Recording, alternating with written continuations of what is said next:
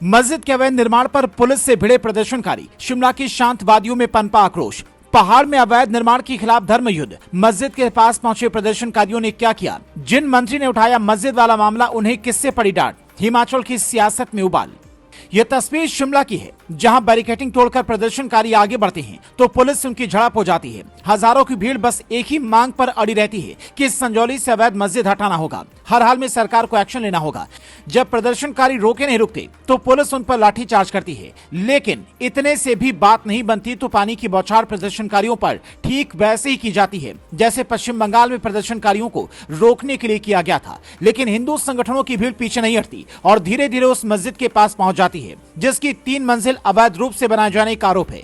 जैसे ही लोगों की भीड़ मस्जिद के पास पहुंचती है, प्रशासन के हाथ पांव फूल जाते हैं, क्योंकि वहां की डीजीपी जो ये कहते हैं कि इस मामले को स्थानीय विवाद के तौर पर हम देख रहे हैं, उन्हें लगता है थोड़ी भी गड़बड़ी हुई तो बड़ा हंगामा हो सकता है। पुलिस की टीम गाड़ियों के ऊपर चढ़कर प्रदर्शनकारियों को रोकने की कोशिश करती है, पर अवैध निर्माण पर तकरार ऐसा होता है कि हर प्रदर्शनकारी आर पार के मूड में नजर आता है। सरकार को आखिर में यह आश्वासन देना पड़ता है कि मामला शिमला कोर्ट में है, अगर अवैध निर्माण मिलता है तो कार्रवाई होगी। लेकिन सवाल इस बात का है कि जिन मंत्री जी ने यह मुद्दा उठाया, कांग्रेस सरकार की संजौली को लेकर आंखें खोली, उन्हें धमकी कौन दे रहा है? हिमाचल प्रदेश के पूर्व मुख्यमंत्री जयराम ठाकुर दावे के साथ कहते हैं, मंत्री अनिरुद्ध सिंह ने जो विधानसभा के मानसून सत्र में मस्जिद को लेकर पहली बार बयान दिया था, वो सच था। मंत्री ने अपनी पीड़ा जाहिर की थी, लेकिन अब मंत्री को कैबिनेट से हटाने तक की बात पहुंच गई है, जिसके बाद वो सहमे हुए हैं। यहाँ तक कि सोशल मीडिया पर ऐसी बातें भी होने लगी हैं कि अनिरुद्ध सिंह को दिल्ली से कॉल आई और इस मुद्दे को उठाने के लिए डांट पड़ी है। हालांकि एक इंटरव्यू में जब अनिरुद्ध सिंह से इसे लेकर सवाल पूछा गया तो उन्होंने कहा,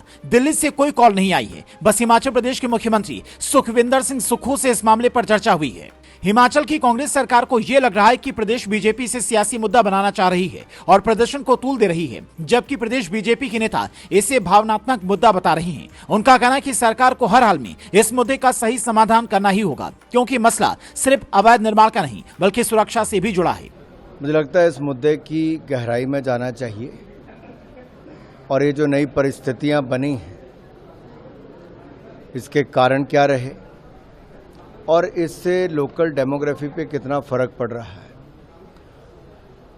ये स्थानीय लोगों में जो रोष है उसके बहुत गंभीर कारण है। बाकी जहां तक उस अवैध भवन के निर्माण की बात है, उस पे क्योंकि वो मैटर सब जुडिस है, म्यूनिसिपल कमिश्नर के कोर्ट में है, वहां पे उसकी हियरिंग होगी तो उसके बाद निर्णय सरकार लेगी। और हमने बिल्कुल साफ तरीके से कहा है कि अगर वो अवैध पाई जाती है तो निश्चित तौर से 100% उसके ऊपर कार्रवाई होगी और उसको जो है कानून की प्रक्रिया के माध्यम से उसको डिमोलिश किया जाएगा। कि जो हिंदू संगठन है और यहाँ के स्थानीय लोग हैं, उनकी जन भावनाओं का सम्मान होना चाहिए।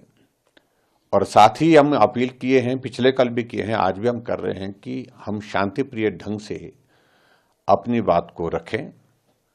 कहीं भी कोई इस प्रकार का कोई घटना ऐसी नहीं होनी चाहिए, इस बात को सुनिश्चित करें। लेकिन जिस तरह से कांग्रेस की सरकार ने जो 163 BNSS का जिक्र करते हुए लगा दी, मैं समझता हूं कि वो बिल्कुल इस तरह से कि लोगों की भावनाओं को दबाने का प्रयास है।